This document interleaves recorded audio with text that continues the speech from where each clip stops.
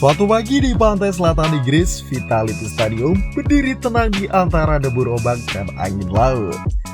Ada mural mega bintang, tak ada kerumunan turis sepak bola. Namun, disinilah tempat lahirnya mimpi-mimpi besar dari kaki-kaki muda yang haus pembuktian.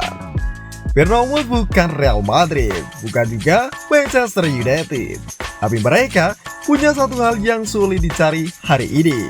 Kesabaran untuk membangun dan membesarkan pemain. Inilah spesial rangkumannya.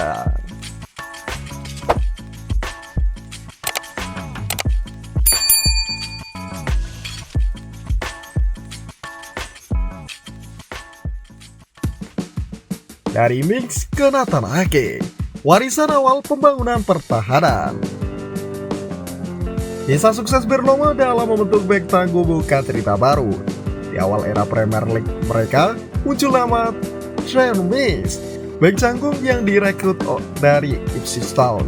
Meski sempat dihantui cedera, Bournemouth sabar merawatnya. Ketika Mings tampil prima, Aston Villa datang dengan cek 25 juta pound sterling. Lalu ada Nathan Ake, awalnya dipinjam dari Chelsea, kemudian ditebus dan diberi kepercayaan. Hasilnya, Ake menjelma menjadi pemimpin lini belakang dan dijual ke Manchester City seharga 41 juta pound sterling.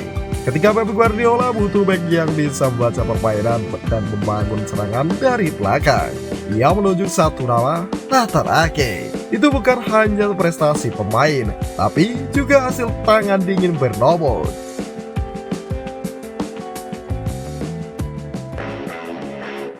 Milos Kerkez, bek kiri tajam yang siap terbang ke Anfield.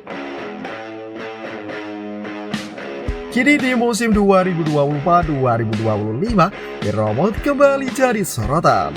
Nama Milos Kerkez mencuat sebagai salah satu bek kiri muda terbaik di Premier League. Didatangkan dari AZ Alkmaar pada usia 19 tahun. Kerkez bukan bintang besar, namun pelatih Andoni Iraola tahu pemain ini punya kombinasi ideal. Cepat, tangguh, dan tak pernah takut belajar. Kerkez tampil dalam 38 laga liga, mencetak 2 gol dan 6 assist. Umpan silangnya saat melawan Tottenham yang membuahkan gol untuk Marcus Tavernier adalah bukti presisi dan ketenangannya. Kini Liverpool hanya selangkah lagi untuk merekrutnya dengan harga 45 juta pound sterling. Sebuah keuntungan besar dari pemain muda yang dibeli tak sampai separuhnya.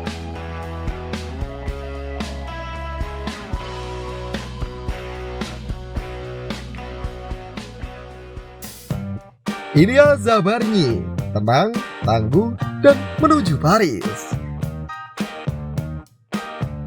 Di sisi lain, ada Ilya Zabarnyi, bek tengah asal Ukraina ini bergabung dari Dynamo Kiev saat usianya baru 20 tahun. Datang tanpa banyak pemberitaan, Zabarnyi berkembang dalam diam.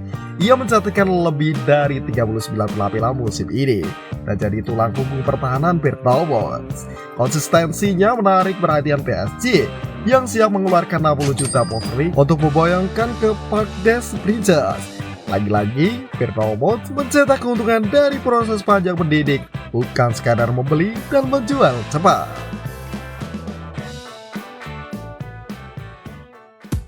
Andoni Iraola, guru yang mendidik bukan menekan.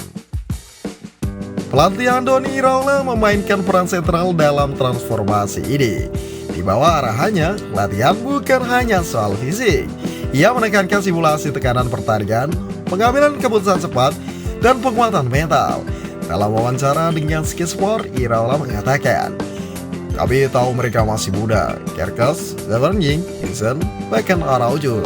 Tapi mereka bekerja keras, belajar cepat, dan membantu tim dengan luar biasa di lini belakang," katanya. Di Bournemouth, pemain muda diberi ruang untuk gagal, tak ada tuntutan jadi pemain ruang ganti di usia 20 tahun. Mereka belajar tanpa tekanan media dan ekspektasi berlebihan.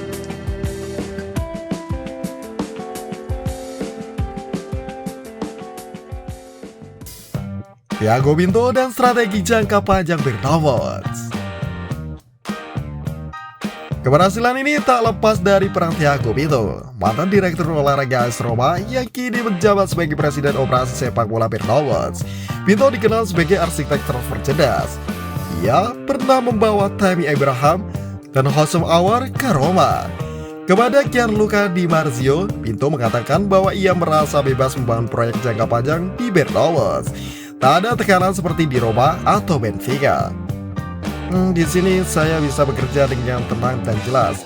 Semua proses terstruktur dengan visi pengembangan pemain muda, kata Pinto.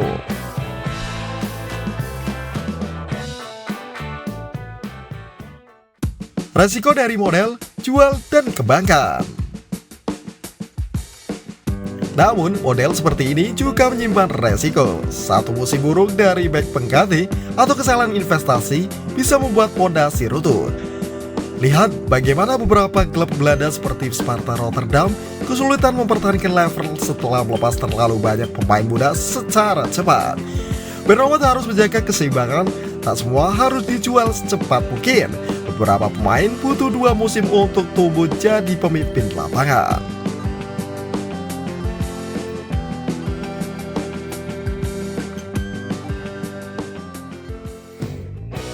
Kesabaran dan mengalahkan kecepatan.